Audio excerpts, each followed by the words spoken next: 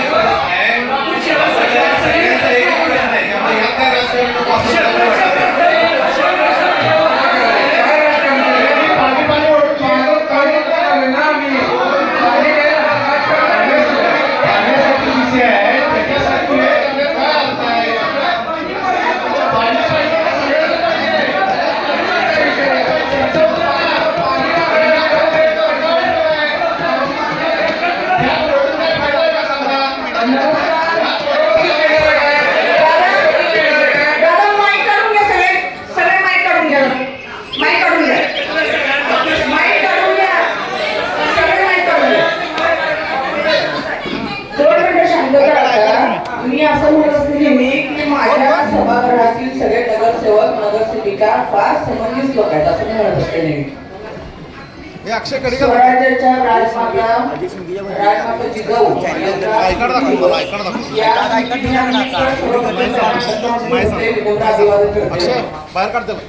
मी सुद्धा या कोल्हापूर शहरामध्ये राहते. आताचा जो गोंधळ चाललाय त्याबद्दल मी थोडीशी आश्चर्यचकित आहे. कारण मला असं वाटतंय आपण सगळ्यांनीच पाण्यावरचे काही निर्णय जे की नैसर्गिक पद्धतीनंच आज धरणातलं पाणी कमी याची कल्पना माझी अशी सगळ्या सभागृहाला विनंती आहे. आपण घाटे साहेबांना थोडस त्यांचं जो पाण्याचं रुटीन आहे मला असं वाटतं की आत्ताचा जो तुमचा दंगा चालू आहे ना याला सुद्धा तुम्ही लोक थोडं कारणीभूत आहात. मी गेल्या महिन्यात 2 महिन्यापूर्वी हे पाणी धरणातलं संपणार आहे आणि हा नॅचरल नैसर्गिक साठा आहे तर आपण 1 दिवस आड करूया. त्याला कुणी साथ दिली नाही त्यामुळे आता आपण काही करू शकत नाही. 1 दिवस आडच पाणी होणार. फक्त सगळ्यांना विनंती एवढीच आहे तुम्ही सगळे समंजस लोक आहे. पाण्याची महानगरपालिकेच्या नगरसेवकांनी इतकी कुणालाही कल्पना नाही त्यामुळं 2-3 दिवस सगळ्या अधिकाऱ्यांना आपल्याला थोडस त्यांना या प्रयत्नांना यश येण्यासाठी कालावधी द्यायला पाहिजे. पाण्याच्या टाक्या इकडच्या भरणं तिकडच्या कमी होणं तर थोडंसं सगळ्यांनी पेशन्स ठेवा.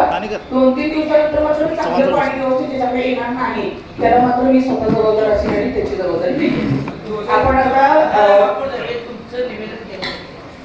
त्या संबंधाची भावना सभागृहाची काय माझं म्हणणं असं आहे सभागृहामध्ये सगळे नगरसेवक जनतेसाठी मांडत आहेत त्यांचं मागचं नाही.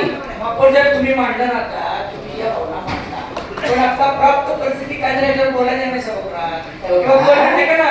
पाणी विषय सगळ्यांच्या दृष्टीनं कोल्हापूरकरांच्या दृष्टीनं अत्यंत बिकट का झालाय त्याच्या पुढे जाऊन आपल्याला काही टीका टिप्पणी करत बसायचा विषय नाही आहे. जी राधानगरीतल्या वेळेवर पाणी आल्यामुळे आम्हाला ही वेळ आली आहे पण आता करंटची परिस्थिती काय आहे कशा पद्धतीने आज कोल्हापूरला पाणी मिळणार आहे हे तर निवेदन मागवले.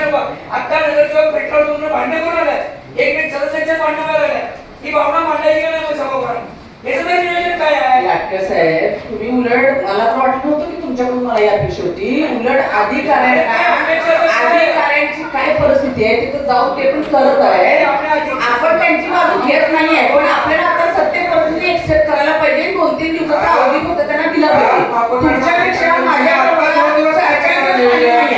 पण नुसतं पाणी नाही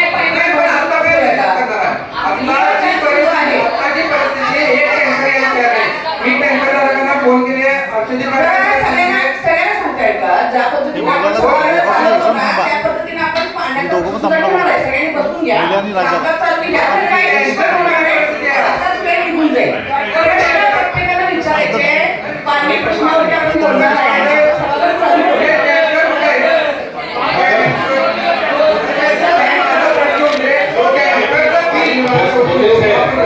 बोलते साहेब ऐका माझी विनंती काय आहे आपलं जे रुटीन आहे ते झाल्यानंतर पहिला विषय पाण्याचा घ्या काही अडचण नाही पहिले बसून घ्या.